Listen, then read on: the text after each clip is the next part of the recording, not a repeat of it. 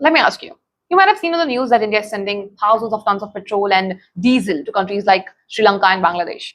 Meanwhile, back home, people are forming long queues at petrol pumps and literally showing up with everything.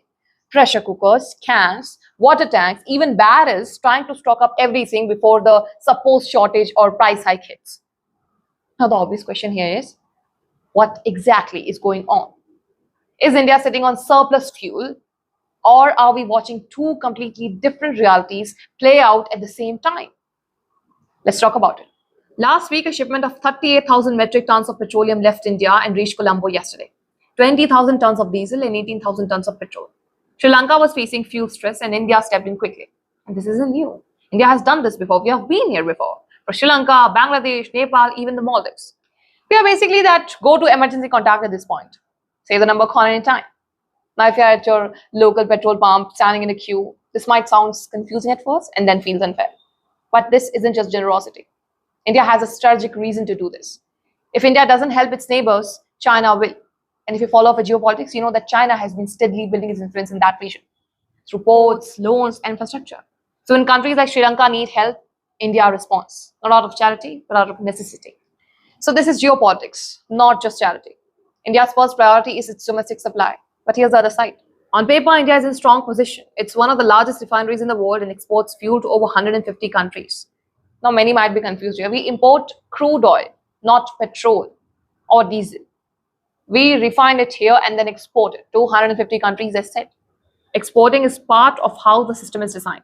The government also says India has around 60 days of petroleum reserves and that there is no shortage, no rationing, and no supply issue at the national level. So technically, supply exists. Nothing's wrong.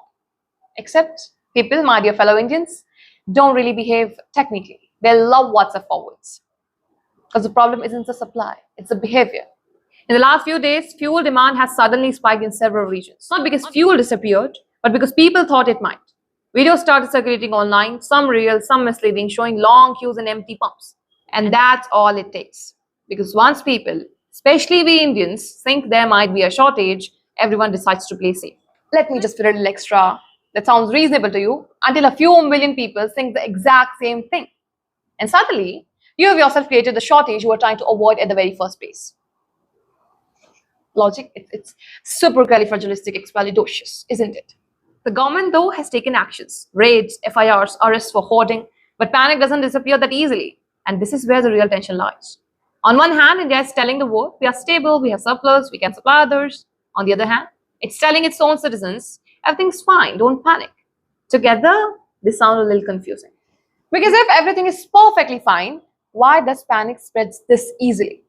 And if panic spreads this easily through misinformation and WhatsApp forwards, how perfectly fine are we really? The truth is somewhere in between. India's system is strong, no doubt about that, but it's also more sensitive than we like to admit. Especially when misinformation travels faster than accurate information in our country. You can plan for supply disruptions, you can build strategic reserves, you can sign agreements with neighbors and manage export pipelines. But what you cannot plan for, what no ministry circular has figured out yet, is what happens when a country of 1.45 billion people lose confidence at the same time. So where does it leave us? India will keep sending fuel to its neighbors. That's not changing. The geopolitical logic is too strong to walk away from.